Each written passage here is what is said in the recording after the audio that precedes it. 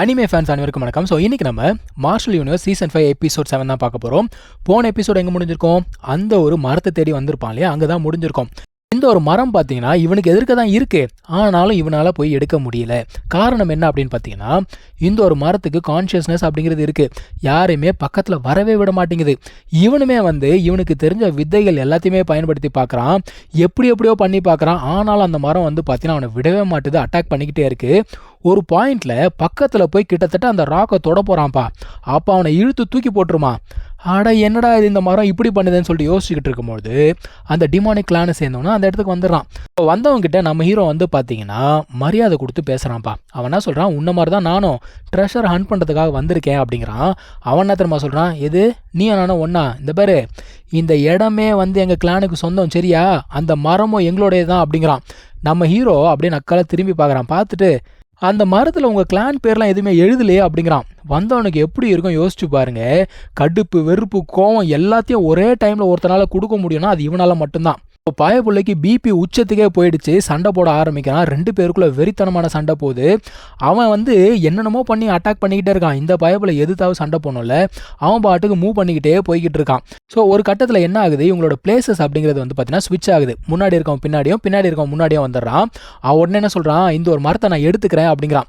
நம்ம ஹீரோ எதுவும் பண்ணல, அவன் இதே உட்காந்து வேடிக்கை பார்த்துட்டு இருக்கான். ஏன்னா அவனுக்கு என்ன நடக்க போகுது அப்படிங்கிறது தெரியும். இவன் போயிட்டு மரத்தை தொடலாம் அப்படின்னு பார்த்தா மரம் பயங்கரமாக அட்டாக் பண்ணுது. இவனுமே தூரமாக போட்டுடுச்சுப்பா.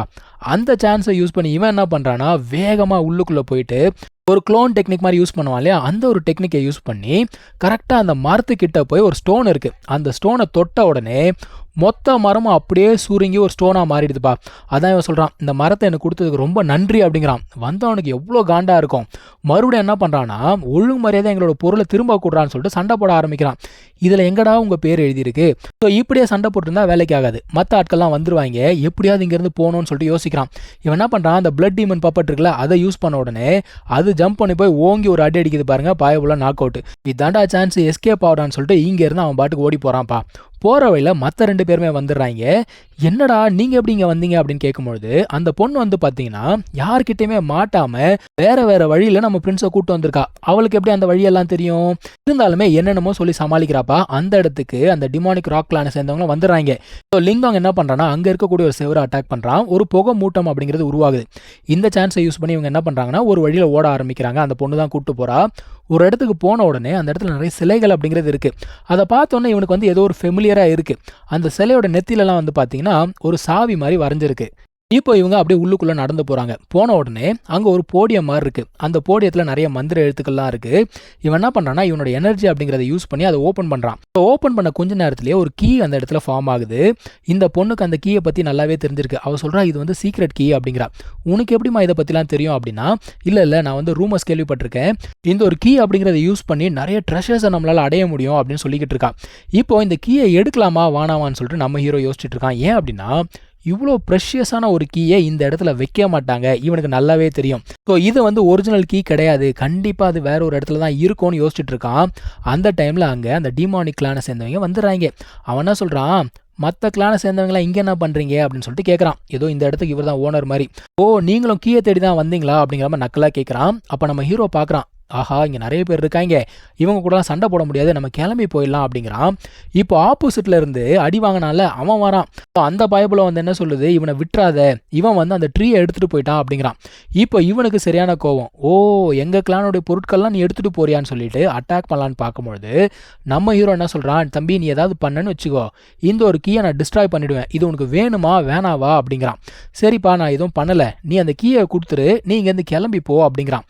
இந்த டைமில் அந்த ஷ்வேபிங் டைனஸ்டி சேர்ந்தவங்க எல்லாம் வந்துடுறாங்க. அவங்க அட்டாக் பண்ண ஆரம்பிச்சிடுறாங்க. இப்போ வந்தவன் என்ன சொல்கிறான்னா, எங்களுக்கு தான் அந்த கீ வேணும் அப்படிங்கிறான். ஹீரோ பார்க்குறான், அட என்னடா இது கலவரத்துக்குள்ளே கலவரம் நடக்குதுன்னு சொல்லிட்டு அந்த ஒரு கீயை எடுத்து அந்த ஷ்வேபிங் டைனஸ்டி இருக்கான்ல அவங்ககிட்ட தூக்கி போட்டுறான். இப்போ எல்லாருக்குள்ளேயுமே பயங்கரமான சண்டை ஆரம்பிக்குது. இங்கேருந்து எஸ்கேப் ஆகலாம் அப்படின்னு பார்த்தா அடி வாங்கின ஒருத்தர் இருக்கான் இல்லையா, அவன் விட்டுருவானா, அவன் நம்ம ஹீரோ கிட்ட சண்டை போட ஆரம்பிக்கிறான். ஹீரோ மறுபடியும் என்ன பண்ணுறான்னா அந்த பப்பட்டை யூஸ் பண்ணி அடித்து அதுக்கப்புறமா அந்த மவுண்டைன் ஸ்கில் இருக்கும் இல்லையா, அதை யூஸ் பண்ணி அவனை மறுபடியுமே டிஃபீட் பண்ணிடுறான். ஸோ மறுபடியும் இவங்க என்ன பண்ணுறாங்க, ரெண்டு டீமாக பிரிகிறாங்க. அந்த பொண்ணும் பிரின்ஸும் என்ன பண்ணுறாங்க, பண்ணுறாங்க, ஒரு பக்கம் ஓடுறாங்க. இவன் என்ன பண்ணுறான், அந்த ஒரு டைகர் மேலே ஏறி இவன் ஒரு பக்கம் போய்கிட்டு இருக்கான். ஸோ இவனுங்களுக்குள்ள பயங்கரமான சண்டை போயிட்டு இருக்கு. ஒழுங்கு முறையாக தான் அந்த கீயை கொடுத்துருன்னு சொல்லிட்டு அடிச்சுக்கிறானுங்க. இப்படியே சண்டை போட்டுக்கிட்டு ஒரு பாயிண்ட்டுக்கு பறந்து போன உடனே அந்த கீழே இருக்கக்கூடிய எனர்ஜி என்ன பண்ணுதுன்னா அங்கே இருக்க ஸ்டாச்சூஸ் மேலாம் படுது. அப்போ அந்த ஸ்டாச்சூஸ் எல்லாமே ஆக்டிவேட் ஆகி அது வந்து இவங்களை அட்டாக் பண்ண ஆரம்பிக்குது. இப்போ இவனுங்களுக்குள்ள சண்டை போட்டதை நிறுத்திக்கிட்டு இவனுங்க எல்லாரும் என்ன பண்ணாங்கன்னா அந்த ஸ்டாச்சூஸ் கூட சண்டை போட்டுருக்காங்க. இவனுங்களுக்கு நல்லாவே தெரியுது அந்த பையன் நம்மளெல்லாம் ஏமாத்திட்டான் அப்படிங்கிறது நல்லாவே தெரியுது. இருந்தாலும் வேறு வழி கிடையாது. இந்த ஒவ்வொரு ஸ்டாச்சுமே வந்து பார்த்தீங்கன்னா இவனுங்களுக்கு ஈக்குவலாக இருக்குது. அதாவது இந்த நிர்வாணா ஸ்டேஜ் அப்படிங்கிறதுல இருக்குது. வேறு வழி இல்லை. 2 பேருமே கோஆப்ரேட் பண்ணி அது கூட சண்டை போட்டு தான் ஆகணும். எல்லாருமே இந்த சிலைங்களை உடங்கடா அப்படின்னு சொல்லிட்டு சண்டை போட்டுட்ருக்காங்க. இன்னொரு பக்கத்தில் நம்ம ஹீரோ வந்து பார்த்தீங்கன்னா பறந்து போய்கிட்டே இருக்கான். அவன் அந்த கீ கண்டுபிடிக்கணும் அப்படிங்கிறதுக்காக ட்ரை பண்ணிக்கிட்டு இருக்கான். ஆனால் அவனால் கண்டுபிடிக்கவே முடியல. அவனுக்கு பின்னாடியுமே வந்து பார்த்தீங்கன்னா ஸ்டாச்சு அப்படிங்கிறது துரத்தி வந்துக்கிட்டே இருக்கு.